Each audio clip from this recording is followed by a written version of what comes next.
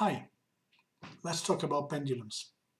Now, by now, you should have received your pendulums that we asked you to buy as part of this online training, referring to the BG16 pendulum, the ICOP pendulum, and the vertical and horizontal pendulum set, or to show you actually these two pendulums.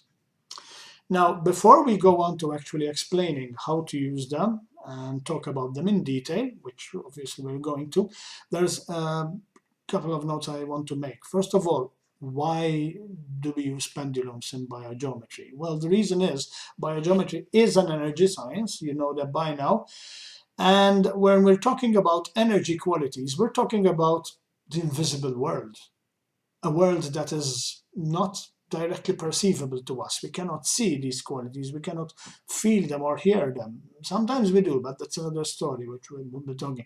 So it's not a tangible world that we can easily work with unless we have eyes and ears that can help us in that invisible world. These are our eyes and ears, the pendulums that we use. So that's why they're very important. But there's therefore 2 points I need to make in this little introduction before we get to the nitty-gritty of working with the pendulums themselves. First of all is practice. Now, I know it's a cliche, you hear it in everything you learn, practice, practice, but really I cannot overemphasize how important it is to practice your pendulum techniques in biogeometry. First of all, every technique you're going to learn, whether it's a technique for harmonizing a room, harmonizing your food, harmonizing things from your blocks from your subconscious, the geopathic energy lines that may be running under your bed and causing you ill health.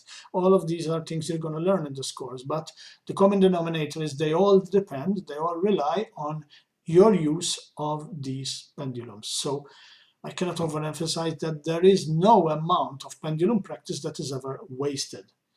So please, start from now. Don't take the attitude that if I tell you, for example, the objective of this technique is that for, I'm testing here, and when it finds BG3, it enters into a clockwise rotation. So don't just say, oh, look, I got it, I know it, tick it off the box, and what's next? That's not the ideal attitude, because you will only know that much, and your results are only going to be that much. Whereas the more you practice, on the mental level, you get an unconscious competence in it. Secondly, we're talking about energy vibration. This means that your body-mind, your body, and the whole subtle energy body system actually gets entrained. That's the word, actually gets entrained, resonates, if you like, with these harmonious qualities that we work with. And you become more sensitive even when you're not using a pendulum. So your skills in biogeometry, your awareness, your intuition for these things increases directly. Not only that, but it's good to learn when we're using techniques like the one I showed you, for instance, testing for BG3, it's actually very therapeutic, because as the pendulum is responding, I'm actually bringing, it happens automatically, bringing the resonance of the BG3 into my body. And it helps clear out all the electromagnetic radiation that I pick up every day, old stuff, etc. We will be talking about that. But the point I'm trying to make is that the practice shouldn't be something boring. It's something which is actually giving you something very, very real. Okay. Now, the second important point I need to make is about the method of pendulum testing that we're going to use. If you are somebody who has never used pendulums, you're fine. What I'm going to say doesn't apply so much to you.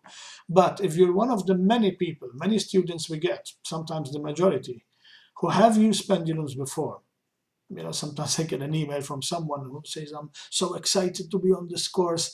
I think I'll be good at it because I've used pendulums for the last 20 years. Well, obviously that is an advantage that your mind is already open to these ideas, but it doesn't mean anything that you've practiced for 20 years, in the sense that the method we're going to use is entirely different. It's a totally different concept.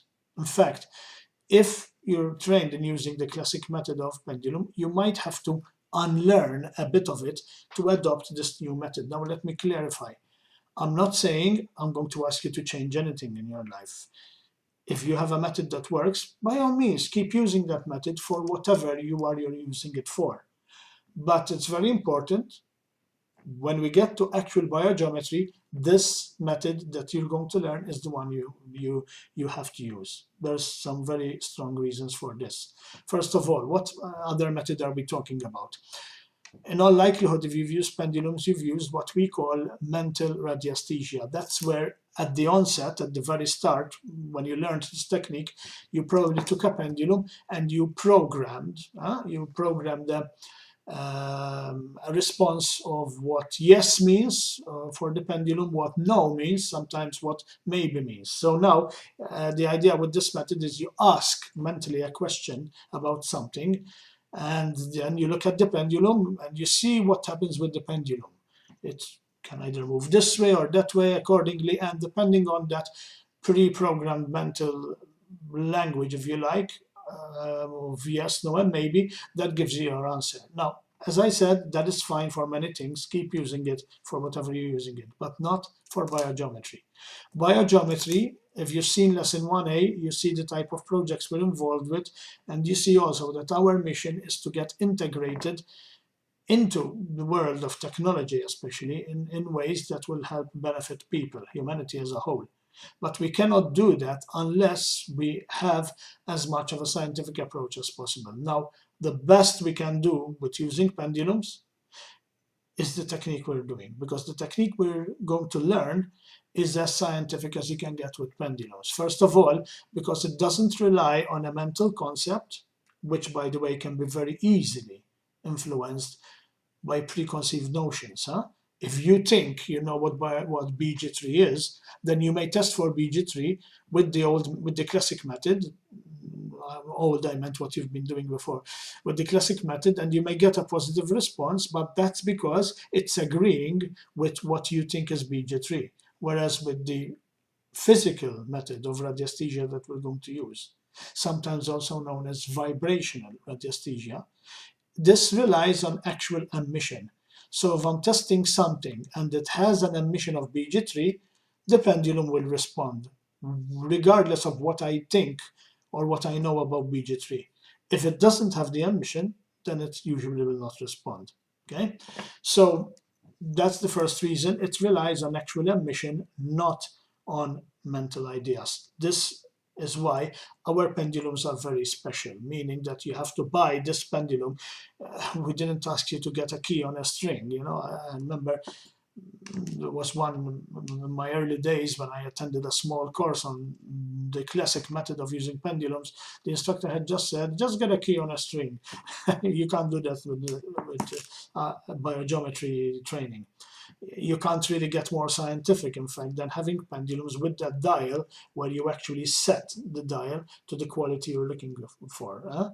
It gets more technical like this, not difficult, I mean scientific.